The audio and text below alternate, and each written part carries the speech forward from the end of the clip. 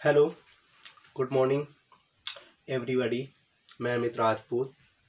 आज हम आपको मार्कोनी काफ का नियम बताएंगे केमिस्ट्री में। ठीक है, तो विशेषकर ध्यान रखिएगा मार्कोनी काफ का नियम, जो कि बहुत ही इम्पोर्टेंट होने वाला। मार्कोनी काफ का नियम क्या होता है, विशेषकर ध्यान रखें। कहेंगे जब किसी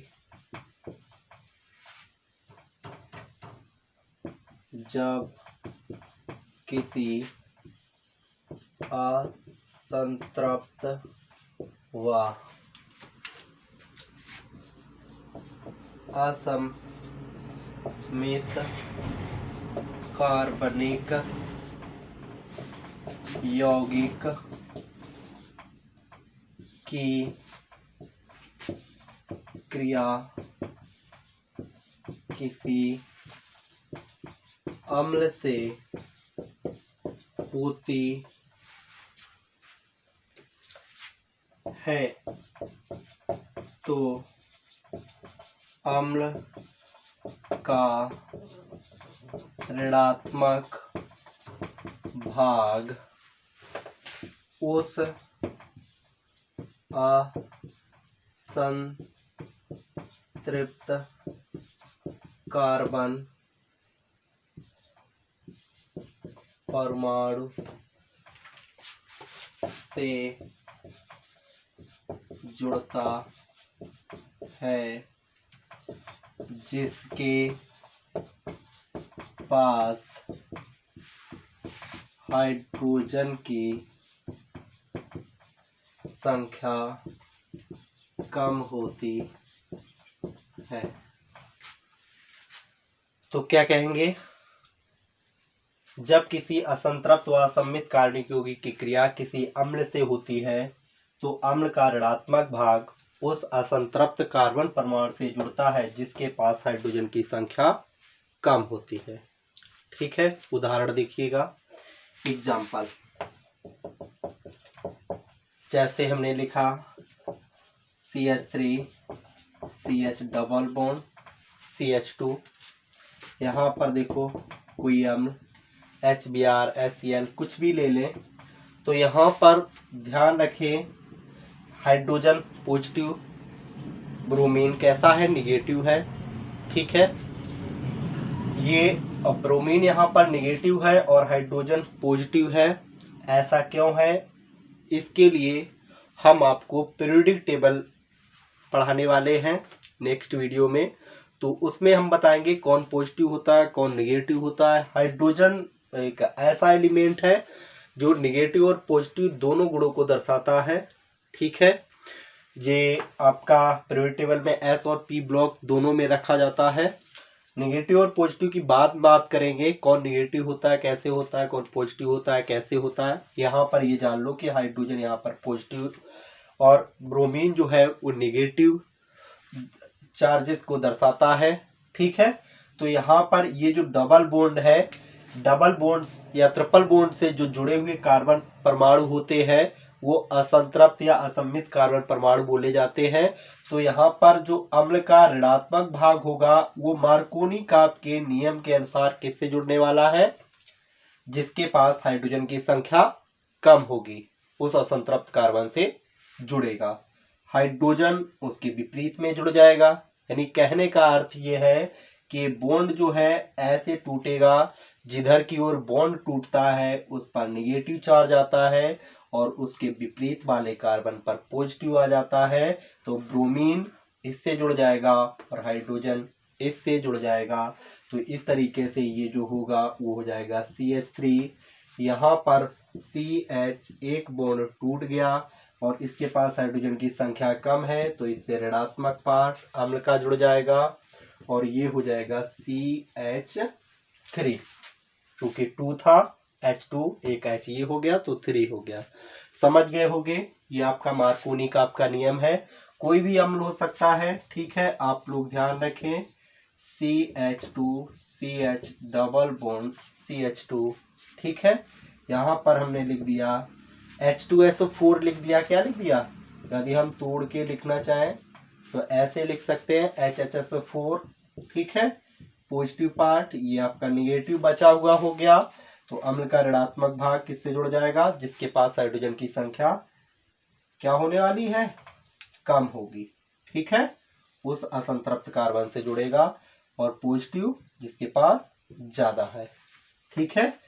बॉन्ड ऐसे टूटेगा, निगेटिव देन पॉजिटिव, निगेटिव से पॉजिटिव और पॉजिटिव से निगेटिव पार्ट जुड़ता है, पता ही है। और मार्कोनी का आपका नियम ही कह रहा है कि अम्ल का ऋणात्मक भाग उस कार्बन परमाणु से जुड़ने वाला है जिसके पास हाइड्रोजन की संख्या कम है, उसी असंतृप्त कार्बन परमाणु से जुड़ जाएगा। तो ये CH2 या CHSO4H, ठीक है, या सल्फर से ही यहाँ पर बॉन्ड बनेगा, ध्यान रखें आप लोग।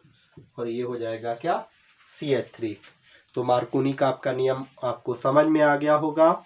और यहीं पर हम आपको बता देते हैं एंटी मार्कोनी का आपका नियम। एंटी मार्कोनी का आपका नियम तो इसमें हो जाएगा, जब किसी असंतृप्त व असम्मित कार्बन यौगिक की क्रिया किसी कार्बनिक पेरोक्साइड की उपस्थिति में, इतना हम यहाँ पर क्लीन कर देते हैं, इसके बाद बताते हैं, ध्यान रखो। किसी कार्बनिक, तो यहां से कार्बनिक पेरोक्साइड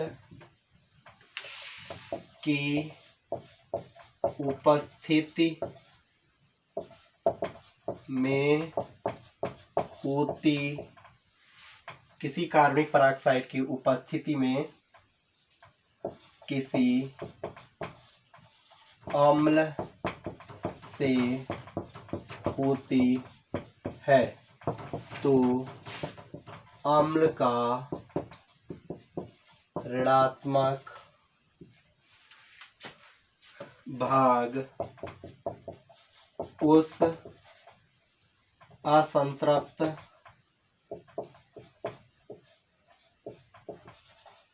कार्बन परमाणु से जुड़ता है जिसके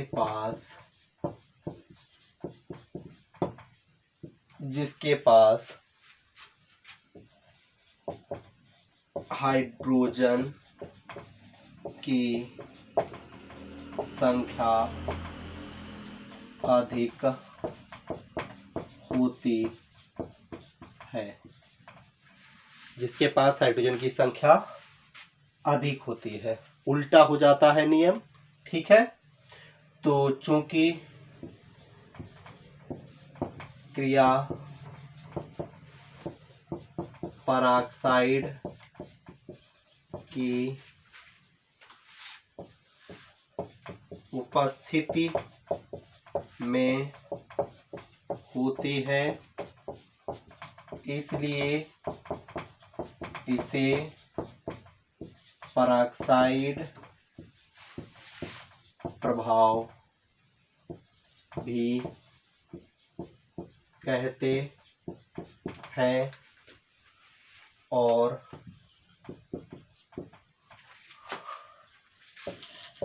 मार्कोनी का के नियम के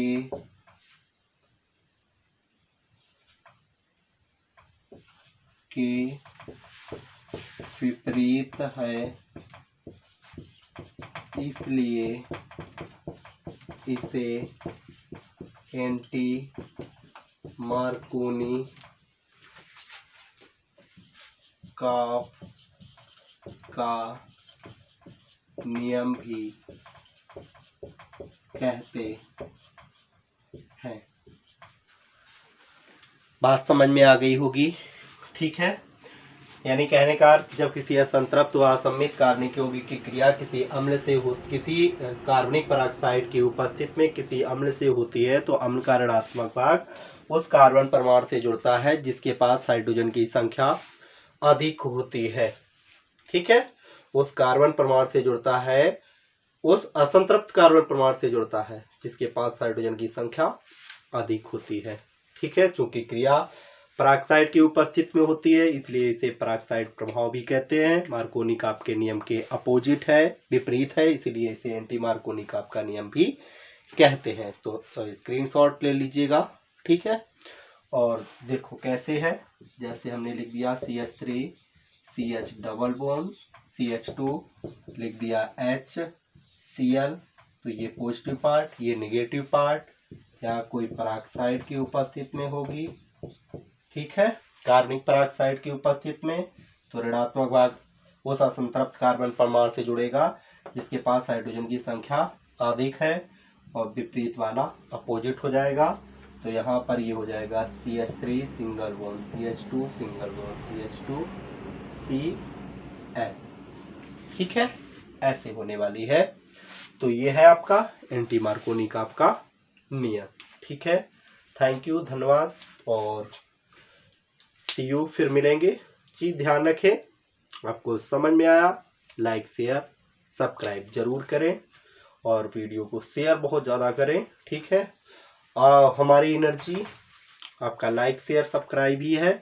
ठीक है, हमारा खाना यही है, तो आप लोग ध्यान रखें विशेषकर। ठीक है, बाय, सी यू, फिर मिलेंगे।